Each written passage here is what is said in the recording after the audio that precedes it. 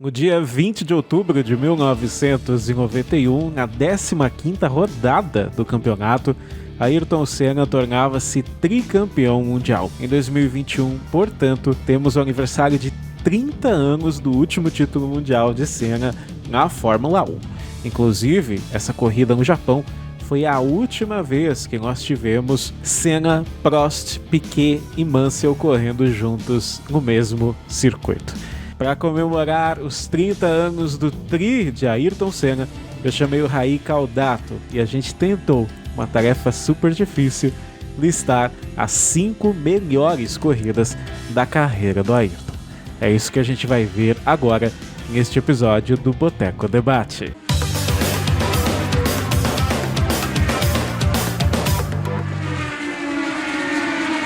Então, olha, eu peguei 5 corridas e o Raí também pegou 5 corridas. E é engraçado que elas meio que mudam de posição, então vai ser bacana. Vamos começar com você, Raí. O convidado tem direito da casa. Fala pra mim a 5ª melhor corrida do Ayrton Senna, na sua opinião. Olha, eu coloquei como 5ª a corrida de Mônaco 84. É um novo talento brasileiro surgindo nas pistas. Ayrton Senna ocupa a 2ª posição e passa por Niki Lauda. Com a Toleman, né? Foi uma corrida fantástica. Ele largou de 13º com a Toleman e veio numa escalada na chuva. Ele tinha ritmo para vencer aquela corrida e foi o cartão de visitas do Ayrton na Fórmula 1. Ele poderia ter vencido aquela corrida e o resto a gente já sabe, né? A corrida foi interrompida pelo Jack Hicks, mas só a ultrapassagem do Ayrton no Niki Lauda foi lindo, né? Num ponto de ultrapassagem improvável na chuva, tirando muita diferença do Prost. Eu acho que a 5ª posição fica um cartão de visitas do Ayrton na Fórmula 1, Mônaco 84. Aliás, aquilo é meio surreal pro fã do Ayrton, pro fã da Fórmula 1, e eu me pergunto se pro Ayrton também não foi meio surreal, assim, depois ele parar pra pensar, eu ultrapassei o Niki Lauda hoje, em Mônaco, com chuva. Eu coloquei, olha só, Japão 1988. Da largada, vamos nessa, verde. Ficou Senna. Ficou Ayrton Senna na largada. Por que só na 5ª posição, Raí? Quero saber o que você acha. Porque o MP44 era um carro muito superior aos outros ali naquele grid, né? Mesmo com ele largando muito mal e ultrapassando o Prost, colocando muita vantagem acima do Prost, eu acho que o carro era muito melhor do que o restante do pelotão. Então, você vê que engraçado, né? Eu coloquei top 5 das melhores corridas, mas estou me desculpando porque não tá mais na frente, né? Olha só. Mas foi uma corridaça do Ayrton, sem dúvida. Não, corridaça. Essa corrida, assim, eu concordo com o seu argumento, por isso que eu falo. Qualquer ordem que a gente colocar aqui das corridas que a gente selecionou vai estar muito justo, né? Porque o Ayrton tem tanta corrida boa que fica difícil realmente escalonar. Mas fazendo só um contraponto ao seu argumento, que eu acho muito válido, o 4.4 era talvez o melhor Fórmula 1 de todos os tempos, né? Ao lado do FW14B, mas como o companheiro era o Prost, era o grande Alain Prost, né? O melhor piloto até então, né? Era o grande dominador da era, né? Naquela era até a chegada do Ayrton. Então o que acontece? Apesar do carro ser igual, era o Alain Prost. Diferente do que a gente vê hoje. Então a gente viu, Verstappen, Gasly, Verstappen, Albon, Verstappen, Pérez, Hamilton, Bottas, Senna, Berger, né? Para citar uns exemplos. Hoje não se tem uma equipe de ponta com 2 alfas, né? Como a gente costuma dizer. Então eu acho essa corrida fantástica, porque o Ayrton buscou uma McLaren idêntica com um dos melhores pilotos da história. Ayrton Senna do Brasil! Primeira vitória no GP Brasil, eu tava lá e, poxa, é uma corrida maravilhosa. E o que acontece? A gente teve uma vantagem do Ayrton na corrida anterior em Phoenix. Ele chegou, acho que 30 segundos na frente do segundo colocado, e o MP46 parecia um avião, né? A gente falava, nossa, essa temporada vai ser mais tranquila. Aí chegando em Interlagos, segunda corrida daquele ano, a gente viu que o 46 não era tão bom assim, né, num circuito permanente. As Williams FW14 estavam muito próximas no treino, a classificação foi meio que apertada e as Williams tinham mais ritmo. E aí a gente já sabe, né? Então, a primeira Vitória do Ayrton em casa, tão desejada primeira vitória em casa. O MP46 apresentando problema de câmbio nas últimas 20 voltas e depois nas últimas 8 voltas. Ele ficou travado em sexta marcha. Ele teve problema no primeiro jogo de pneus, então ele estava sofrendo para segurar as Williams, o Mansell, né, anteriormente. O Mansell quebrou o câmbio, deu uma rodada espetacular lá. Aí na chuva, o Ayrton com esse problema de pneus também, tendo de segurar o Patrese com uma Williams que estava inteira. E mais curioso é isso, o Ayrton com o carro travado na sexta marcha, vale lembrar que ele tinha que segurar a alavanca de câmbio no local, não é que assim, ficou na sexta, que nem a gente dirige, né, bota em quinta lá e vai, né? O Ayrton tinha que segurar, por isso aquele espasmo muscular nos ombros, ele tinha que manter a alavanca na grelha, né, fixa. Imagina, ele conseguiu, o Patrese poderia tê-lo alcançado, mas o que ele fez? Ele conseguiu dar uma resposta nos tempos de volta. O Patrese vinha fazendo voltas melhores na caça ao Ayrton, só que o Ayrton numa dessas voltas finais ele consegue dar uma resposta ao Patrese em sexta marcha, graças à chuva. E essa volta que ele deu foi que salvou a corrida dele, que não permitiu a chegada do Patrese. E o lado emocional de ser primeira vitória em casa foi fantástico. Para mim é Brasil 91. Não é surreal pensar o que o Ayrton conseguiu fazer segurando aquele carro em Interlagos, em condições mistas, né? Porque não é assim você falar também, começou a chover, ele tava com pneu de chuva, então tudo funcionou. Não, meu amigo. Condições super difíceis em todos os sentidos. E aí conseguiu segurar a Williams do Patrese para vencer em 1991 e acabar com o Prost, que ganhava tudo aqui no Brasil, né? Até hoje o Alain Prost é o piloto que mais venceu corridas aqui no GP Brasil de Fórmula 1. Exato, ele tinha inclusive o apelido de Mr. Rio, né? Por causa de Jacarepaguá, né? Ganhava lá, né? Vai com tudo pra cima do Carl Benninger, já faz a ultrapassagem.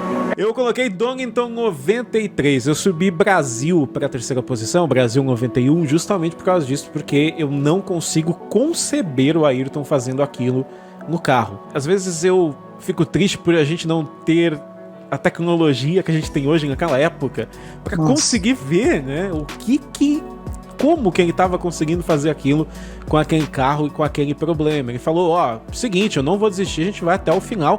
E isso é uma característica muito forte, né? Não só dos pilotos, mas de muita gente envolvida com a Fórmula 1.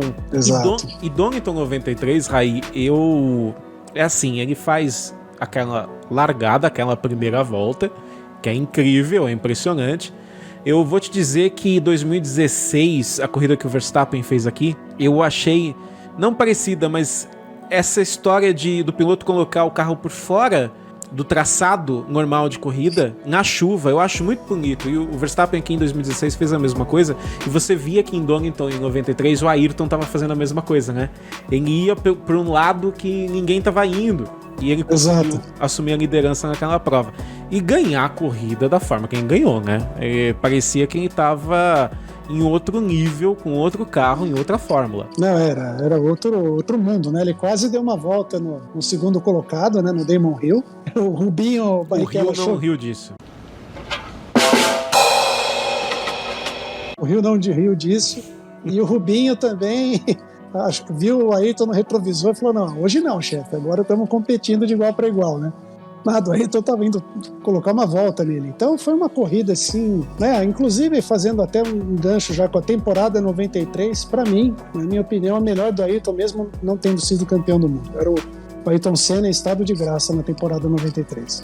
Eu acho que isso é quase um concurso entre os fãs, né? Porque 93 foi um absurdo que ele fez, correndo sem contrato, né? E freelancer. Freelancer total. Até o Ayrton foi freelancer, ó. Pô, claro, todo mundo, quem nunca, né? Tem essa história do Ayrton aqui, ó. Só clicar no card pra assistir. Bandeirada pra ele, Ayrton Senna! Ayrton Senna vem do Grande Prêmio de Portugal! Minha P3 é a primeira vitória e a primeira pole do Ayrton, Estoril, 1985. Escolhi essa corrida como P3 pelo domínio, né? Foi um final de semana daqueles dominantes, daqueles que impressionam a todos, né? Os pilotos, as equipes, o público. Então ali o Ayrton mostrou uma superioridade na chuva assustadora. Foi assombroso ver o que o Ayrton fez. Os carros aquaplanavam na reta, né? A gente tinha uma corrida em condições Hoje o Michael Masi não deixaria aquela corrida acontecer de maneira alguma, muita água caindo. Para você ter ideia, o Ayrton colocou uma volta no terceiro colocado, que foi o Patrick Tambay. E o Hélio de Ângeles, que era companheiro com o mesmo carro, estava em quarto e tomou uma volta do Ayrton também. Mas por que eu escolhi essa corrida como terceira? Primeira pole, primeira vitória, né? Razões óbvias. Um carro que não era o melhor do grid. E uma coisa interessante, nessa época não tinha controle de tração nem câmbio semiautomático. Você tenta imaginar o turbo lag, né, aquele delay que o turbo tem, Sim. que a hora que você dá o acelerador e a potência vem de uma vez na chuva, é uma coisa assustadora. Eu conversei com o Bruno Senna quando ele pilotou a Lotus Interlagos, eu perguntei justamente para ele, Bruno, como que é o turbo lag desses carros? Eu falei, é um absurdo o que esses caras faziam, para não errar e para não explodir o motor, os carros quebravam muito. Então, assim, o controle do Ayrton sobre um carro de Fórmula 1 de 1.000 cavalos, na chuva, sem controle de tração, fazer o que fez é assombroso. Então, por isso eu escolhi Estoril 85 como a minha top 3. Inclusive, 2 vídeos aqui no Boteco também. Primeiro, o que é o Turbo Lag e também sobre os motores de classificação. Era um motor feito só para uma volta na classificação. Também tem vídeo aqui no canal para você assistir. E uma coisa muito bacana, Rai, o Ayrton ganhando primeira corrida numa Lotus. Sim. Ó, até arrepiou. Por quê, né? É um combo, é um check, é Vingadores. Exato, é isso mesmo. Tem muito mais o que dizer. Eu coloquei o terceiro Brasil, 1991, né? Já pelo que a gente já conversou agora.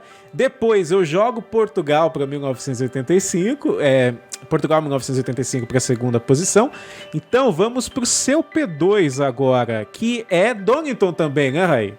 É Donington, meu P2 é Donington Park. Eu acho que, né, todo mundo conhece muito bem essa corrida e principalmente vale lembrar, tudo de 93 também é muito valorizado porque a gente sabe que a McLaren MP48 ela tinha um Ford V8 sempre com uma série abaixo do da Benetton. A equipe oficial da Ford era Benetton, né, com B193, e eu me lembro muito bem até dos números das séries, né? A Benetton corria com o Ford HB V8 Série 7 e a McLaren corria com o Ford V8 HB Série 6. A McLaren mais pro fim do ano é que conseguiu receber o Série 7 também. Enfim, foi uma corrida absurda. O Ayrton fez aquele teste de fazer a volta mais rápida da corrida através dos boxes, né? Lembrando a galera mais nova que não tinha limite de velocidade no pit lane, né, naquela época. Passou a ter por causa desse momento aí. Que o pessoal tava no pit lane trabalhando, de repente passa o Ayrton Senna que é um maluco ali no pit lane. Aí... Imagina quem tava lá, que cena. Maravilhosa. P1 então, meu P1 foi Mônaco 1984, que nós já falamos, e olha só que loucura, meu P5 é o seu P1, Rai. Suzuka 1988. Mais alguma coisa para adicionar? Você vê que como é engraçado, né? São tantas corridas boas e todas elas com seu mérito, né? Com sua peculiaridade, que você vê, o seu P5 foi meu P1, Suzuka 88. É pelo conjunto da obra, né? Como eu expliquei. Imagina o Ayrton, ele caiu para 16º e teve de fazer uma corrida de recuperação. Corrida do título, né? Corrida do título. Teve condição de pista seca, teve uma leve garoinha, e é o que eu digo hoje, tenta imaginar algo semelhante com o Bottas, ele buscando o Hamilton, ou algo semelhante com o Pérez, ele buscando o Verstappen, é inimaginável. O Ayrton foi buscar um companheiro de equipe, lembrando que era um outro Alfa, eram 2 Alfas na McLaren, é isso que me admira nessa corrida, porque se fosse, com todo respeito, mas vamos supor, se essa corrida fosse o Gerhard Berger na outra McLaren, você fala, tudo bem, né? Mas, pô, era o Prost, entendeu? Então, por isso que eu acho o Ayrton se manteve equilibrado para fazer uma corrida de recuperação, uma excelente corrida de recuperação. E Suzuka, né? Bom lembrar disso também. Em Suzuka, que é um templo sagrado do automobilismo mundial. Você imagina a velocidade que o Senna teve que colocar para passar os S's, por exemplo, ali no primeiro Isso, setor. os S's e a freada do hairpin, para quem já jogou videogame sabe, né? Que aquela freada do hairpin é numa curva, você é obrigado a pisar no freio, você está fazendo a curva ainda. Então, ali com aquela garoinha fina, É uma pista extremamente técnica, muito fácil de errar, e o Ayrton foi muito preciso, muito frio e conseguiu buscar. Facinho de travar, né, os pneus dianteiros e parar lá na caixa de brita. Facinho, facinho. É aquela velha história, né? A gente consegue ver o quão boas são as pessoas naquilo que elas fazem quando elas fazem parecer fácil. Aí você olha e fala, eu também faço isso. Eu com esse carro, até minha avó ganha com esse carro. Não é isso que as pessoas falam por aí? Então, faz parecer fácil. Raí, muito obrigado, viu, por participar do nosso Papo de Boteco, conversar aqui sobre Ayrton Senna, né, nesse ano de 30 anos do Tri Mundial, viu? Imagina, querido, eu que agradeço aí o convite, é sempre uma honra poder falar de Ayrton e conversar com você também. Um grande abraço a todos que estão nos assistindo. Lembrando que todas as redes sociais do Raí estão aqui na descrição do vídeo. Como sempre, muito obrigado pela sua audiência, pela sua paciência e até o próximo vídeo. Tchau!